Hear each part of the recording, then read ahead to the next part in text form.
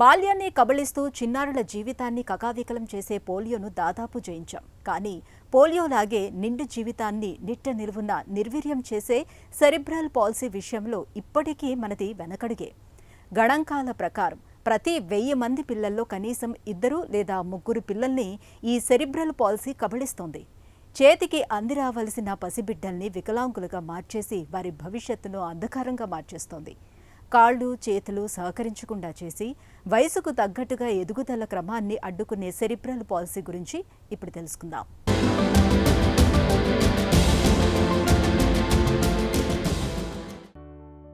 చచ్చుబడిపోయిన కాళ్ళు చూస్తేనే మనకు పోలియో గుర్తుకొస్తుంది. టీకాల కార్యక్రమాన్ని ఉధృతంగా అమలు చేయటం ద్వారా ఇప్పుడు పోలియోను మనం చాలా వరకు అధిగమించగలిగాం.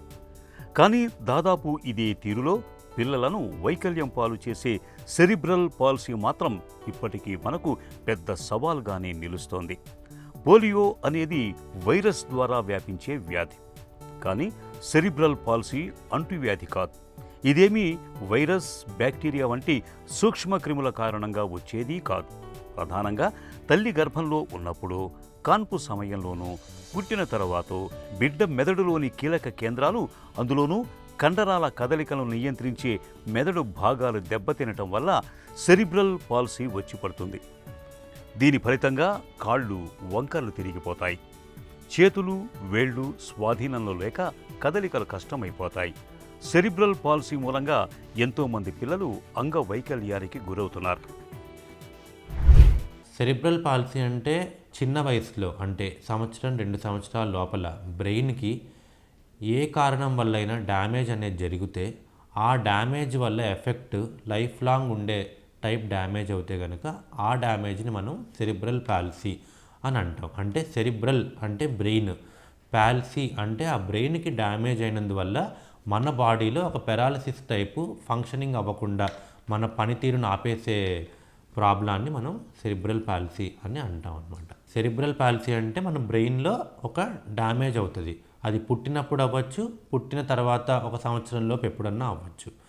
ఇలాంటి డ్యామేజ్ ఏ కారణాల వల్ల అవ్వచ్చు అంటే, కామన్గా పుట్టగానే ఒక బేబీ బయటికి గర్భసంచి నుంచి బయటికి రాగానే మనకి ఏడవాలి, ఫస్ట్ క్రై అంటారు. సో పుట్టగానే ఏడవలేకపోతే మన బ్రెయిన్కి ఆక్సిజన్ అనేది వెళ్ళకపోయేసరికి బ్రెయిన్లో కొన్ని సెన్సిటివ్ పార్ట్స్ ఉంటాయి. అక్కడ డ్యామేజ్ అయ్యిందంటే కనుక ఆ డ్యామేజ్ వల్ల ఫిట్స్ రావచ్చు, వెంటిలేటర్ మీదకి వెళ్ళచ్చు. ఆ డ్యామేజ్ కనుక పర్మనెంట్గా ఉండిపోతే మనకి సెరిబ్రల్ పాల్సీ ఉంటుంది. ఇలానే పుట్టగానే షుగర్ తక్కువ అవడం వల్ల బ్రెయిన్లో కొంచెం వెనక భాగం, చూపుకి సంబంధించిన భాగంలో మీకు డ్యామేజ్ అయ్యే ఛాన్సెస్ చాలా ఎక్కువగా ఉంటాయి. ఆ డ్యామేజ్తో మీకు అప్పుడు కంట్రోల్ అయిన ఫిట్స్ లైఫ్ లాంగ్, అంటే మెజారిటీ ఆఫ్ దెమ్ తర్వాతంతా సెరిబ్రల్ పాల్సీ అనే లక్షణాలతోనే హాస్పిటల్స్కి వస్తూ ఉంటారు.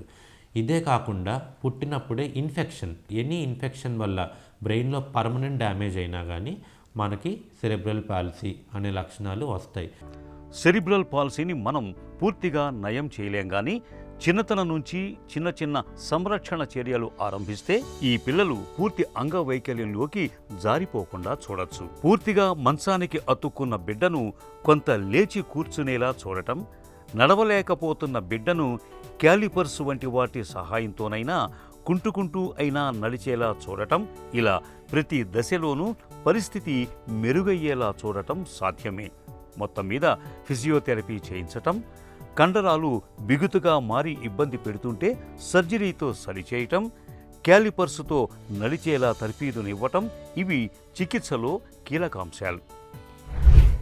సెరిబ్రల్ పాల్సీ అనే కండిషన్ను మీకు సిమ్టమ్స్ అనేవి చిన్నతనం అంటే వాళ్ళ నెలల పిల్లలప్పటి నుంచే మీకు పడే ఛాన్సెస్ చాలా ఎక్కువగా ఉంటాయండి.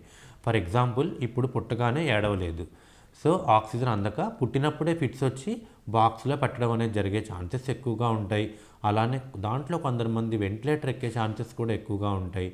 ఇదే కాకుండా వెళ్ళే కొద్దీ వాళ్ళ ఎదుగుదల, అంటే మైల్ స్టోన్స్ అంటారు, అంటే 3 నెలలకు తల నిలబెట్టాల్సిన ఆ బేబీ 6 నెలలు అవ్వచ్చు, 8 నెలలు అవ్వచ్చు, బోర్లో పడడం కానీ, పాకడం కానీ, నుంచోవడం కానీ ఇలాంటివన్నీ కొంచెం లేట్ అయ్యే ఛాన్సెస్ చాలా ఎక్కువగానే ఉంటాయి. ఇదే కాకుండా మాటలు కూడా కొంచెం రావడం లేటుగా ఉంటాయి. ఇది కాకుండా మరీ సివియర్గా ఎఫెక్ట్ అయిన బేబీస్ ఎవరన్నా ఉంటే వాళ్ళు పాలు తాగడం కానీ, ఫీడింగ్ ఇష్యూస్ అంటారు, ఇవన్నీ కూడా చాలా మింగుడు పడకుండా చాలా ఇబ్బంది పడే అవకాశాలు ఎక్కువగా ఉంటాయి. అండ్ వీళ్ళలోనే చిన్న వయసు నుంచే చాలా తీవ్రంగా ఫిట్స్ వచ్చే ఛాన్సెస్ కూడా చాలా ఎక్కువ ఉంటాయి. బ్రెయిన్లో డ్యామేజ్ అయ్యింది అంటే దాన్ని మనం రివర్స్ చేయడం అనేది చాలా కష్టం. మనం ఎర్లీగా ఐడెంటిఫై చేసి ట్రీట్మెంట్ ఆప్షన్స్ ఇస్తే కనుక బెటర్ క్వాలిటీ ఆఫ్ లైఫ్, ఆ ఇంపాక్ట్ చాలా తగ్గించుకునే ఛాన్సెస్ చాలా ఎక్కువగా ఉంటుంది. సెరిబ్రల్ పాల్సీ వైకల్యానికి సకాలంలో చికిత్సలు మొదలు పెడితే పిల్లలు ఏదో ఒక రోజు పూర్తిగా కాకపోయినా ఎంతో కొంత తమ కాళ్ల మీద నిలబడటం, తమ పని తాము చేసుకోగలగటం వంటివి సాధ్యమవుతుంది. సెరిబ్రల్ పాల్సీ బాధితుల్లో చాలామంది వైకల్యాన్ని చూసుకుంటూ విపరీతమైన వేదనకు, ఆత్మన్యూనతకు గురవుతూ ఉంటారు.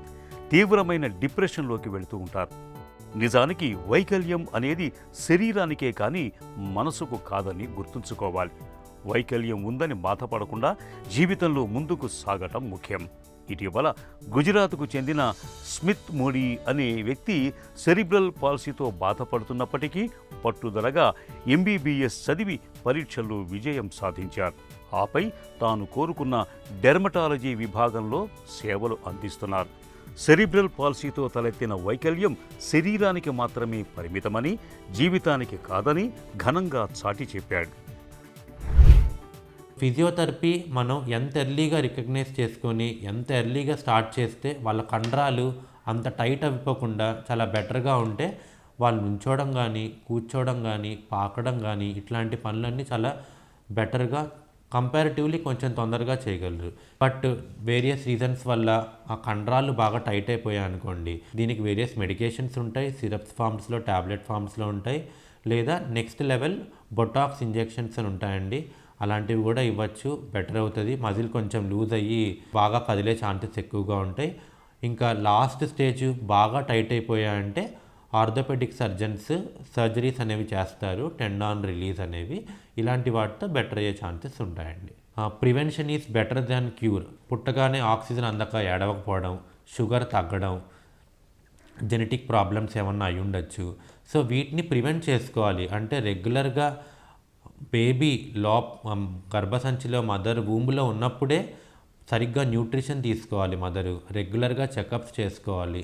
రెగ్యులర్గా వాళ్ళ కన్సర్న్ గైనకాలజీ డాక్టర్ని కలిసి స్కాన్స్ చేసుకోవడం, ఎలా ఉంది బేబీ గ్రోత్ ఎలా ఉంది ఇవన్నీ చూసుకోవడం, డెలివరీ టైంలో ప్రాపర్ కేర్ తీసుకోవడం, ప్రాపర్ మానిటరింగ్ ఉండడం, బేబీ పుట్టాక కూడా షుగర్ లెవెల్స్ మానిటరింగ్ చేసుకోవడం, మదర్కి ఏమన్నా ఇబ్బందులు బీపీ ఎక్కువగా ఉన్నా, షుగర్ ఎక్కువగా ఉన్నా, థైరాయిడ్ లక్షణాలు ఉన్నా ఇలాంటివి ముందే ఐడెంటిఫై చేసి బేబీకి రాకుండా కాపాడుకోవడం, ఇలాంటి కండిషన్స్ని మనం ప్రివెంట్ చేయొచ్చు.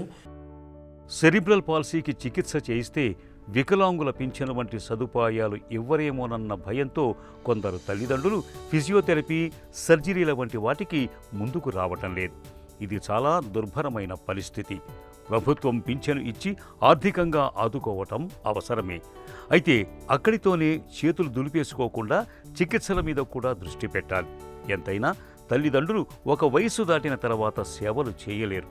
వాళ్ళు వృద్ధులవుతూ ఉంటారు. కాబట్టి బిడ్డల భవిష్యత్తును దృష్టిలో ఉంచుకొని సెరిబ్రల్ పాల్సీకి చికిత్సలు చేయించటం చాలా ముఖ్యం.